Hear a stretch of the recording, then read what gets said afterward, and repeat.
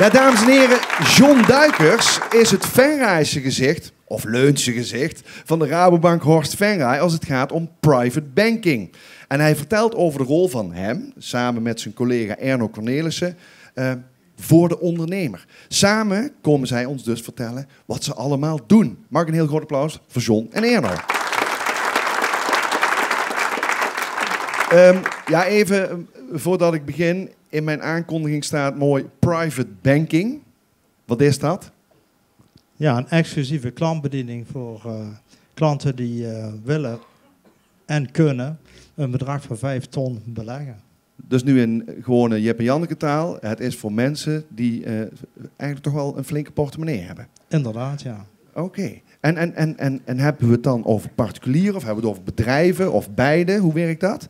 We hebben het zowel over particulieren, maar veelal zien we dat het ondernemers zijn, succesvolle ondernemers en ondernemers die hun bedrijf verkocht hebben. Ja, en die komen dan bij jullie en dan gaan jullie vermogensmanagement doen.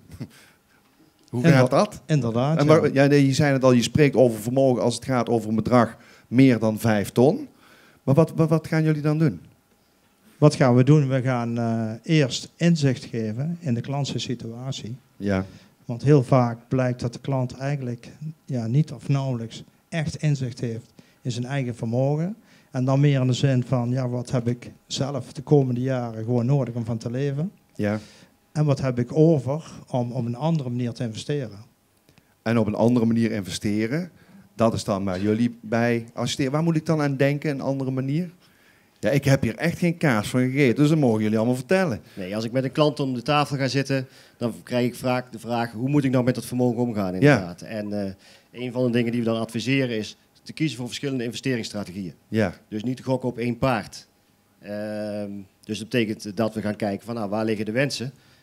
Dus wellicht een stukje investeren in vastgoed, een stukje investeren in andere bedrijven, maar wellicht ook een stukje investeren in beleggen natuurlijk, wat onze business is. En daar zijn jullie dan goed in? Daar zijn wij inderdaad als Rabobank heel goed in. Want even voor mijn beeld, jullie zijn wel het gezicht hier van de regio Venraay en Horst, wellicht ook. Hè? Ja. Maar horen jullie tot het team van Rabobank Horst Venraay of jullie zitten bij een ander team? Heb ik dat goed begrepen? Wij horen bij het team Limburg inmiddels. Ja. En wij zijn, Erno en ik zijn dus lid van het team wat gevestigd is in Roermond. Ja. En we werken met 10 vermogensmanagers in de provincie Limburg. Ja. Verder hebben we nog 9 beleggingsspecialisten. En we hebben nog 10 assistenten waar we samen mee werken. Ja. En dat is dus een behoorlijk team en dat wordt aangestuurd vanuit Roermond. Alleen jullie zijn vooral te vinden op het kantoor in Venraay. Zeg ik dat goed? Ja, dat klopt. Ja, dus, en betekent dat ook dat al jullie klanten dus uit onze eigen regio hier komen? Of is die regio van jullie dan ook een stuk groter? Onze klanten komen eigenlijk allemaal uit de gemeentes Horst en Venraay. Ja. En binnenkort wellicht ook een stukje Venlo, omdat we natuurlijk bezig zijn met de Rabobank Noord-Limburg. Ja. Dus dan zal het werkgebied wellicht een klein beetje groter worden, maar wij zijn dagelijks te vinden hier, waar onze klanten ook zijn. Ja, hey, jullie werken, ik vind dat toch wel met een bijzondere klantgroep. Wat is dan voor jullie belangrijk als je met deze mensen werkt? Wat zijn jullie uitgangspunten als het gaat om werken met mensen met zo'n vermogen? Eigen levenslange klantrelatie opbouwen. Levenslang? Ja. Dus niet van we beginnen even en we zien wel waar het schip strandt? Exact. Hè, maar hoe doe je dat, John? Ja, dat bouw je langzaam op. Je went aan elkaar. Je geeft inzicht. En je helpt bij het maken van financiële keuzes. Want daar komt het eigenlijk op neer. Ja, en hoeveel van die levenslange klanten heb jij inmiddels? Ik heb op dit moment 125 klanten. Ja, dus die zie jij eigenlijk dan ook op regelmatige basis, lijkt me dan? Die probeer ik minimaal 1 keer per jaar te bezoeken. Ja.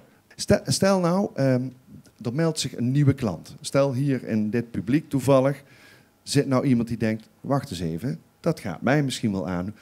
Hoe ziet de start van zo'n nieuw traject er dan uit? Want jullie willen een levenslang traject met zo iemand ingaan. Wat kunnen ze verwachten? Ja, wij starten met het maken van een financieel plan. En in het plan komt eigenlijk alles terug. Dus een hele hebben en houden wat betreft privézaken, maar ook zakelijke aspecten. Maar je zegt, zijn hele hebben houden, ook Exact. qua privé, dan moet je dus Eigenlijk- echt wel aan dat vertrouwen werken. Want anders Precies. doet iemand dat Ja, niet. zeker. Dat kan ook alleen maar als je inderdaad een vertrouwensband hebt met een klant. Ja, Want eigenlijk vraag ik hem van, geef je helemaal bloot. Want dan kan ik ook dat inzicht geven. Hè? ja. En dan kunnen we ook goed adviseren. En niet, zeg maar iets roepen. Hè? Ja, want hoe lang doe jij dit al? Ja, ik werk vanaf 1997 is Rabobank met private banking begonnen. En Ja. vanaf die tijd doe ik dat. Ja, dus jij bent voor heel veel mensen echt al dat bekende gezicht. Hoe lang Inderdaad. doe jij? Ben jij er wat nieuwer, wat jonger, Erno? Nou, dat scheelt wel heel weinig. Ik ben vanaf 98 werkzaam bij de Rabobank. Oh, Ook in deze functie. Nee, dus ook al heel veel ervaring, heel veel situaties meegemaakt. En wat John ook aangeeft, het is inderdaad belangrijk dat de klant het vertrouwen heeft ja. en volledig inzicht geeft. Want op halve zaken kun je geen advies geven. Oké, dus dat vraagt toch wel om specifieke kwaliteit, ook van jullie kant uit. Als ik dan kijk naar de situatie zoals die nu is in de wereld, dan brengt dat natuurlijk ook wel nieuwe uitdagingen met zich mee. Zijn er nog andere dingen waar jullie op dit moment Ja, mee te maken hebben? negatieve rente. Een negatieve rente betekent dat mensen geld moeten betalen om Om bij de ons te centjes sparen. op de bank te hebben. Ja, op te sparen. Ja, je spaart dus niks. Het kost Nee, geld. Nee, dat kost geld. Ja. En dat is dan voor mensen die een groter saldo op de rekening hebben, dat is 1 miljoen. Ja. Want die gaan vanaf 1 mei of 1 juni een 0,5% betalen aan de bank. En daar reageren ze heel enthousiast op.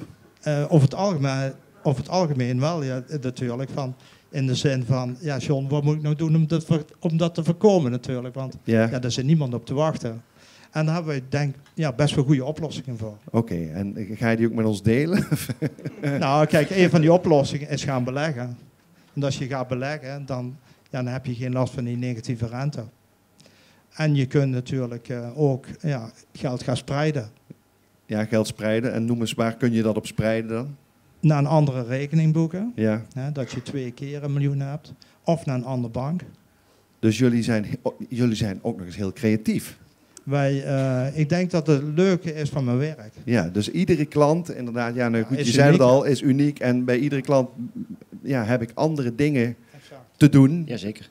Er is geen één klant hetzelfde. Nee, Even, ik denk- jij noemde straks ook al, we gaan nu samen met Venlo, hè, vanaf 1 juli is dat. Ja, klopt. Wat betekent dat nog voor jullie?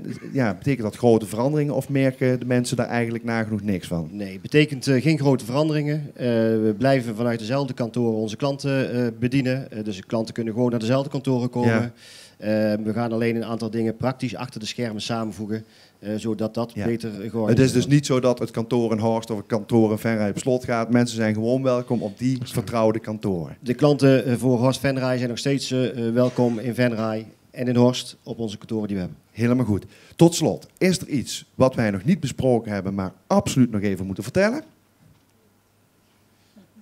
Nee, ik denk het niet. Je Nee. denkt het niet. Nou, ik denk het wel. Ja, voor, voor een goed advies moet je bij de Rabobank zijn. Bij John en mij of bij een van onze andere collega's. Dus schroom niet. Als je vragen hebt, kom gerust bij ons langs. Nou, dat hebben ze allemaal gehoord. Mag ik jullie heel hartelijk bedanken, John en Erno. Dank jullie wel.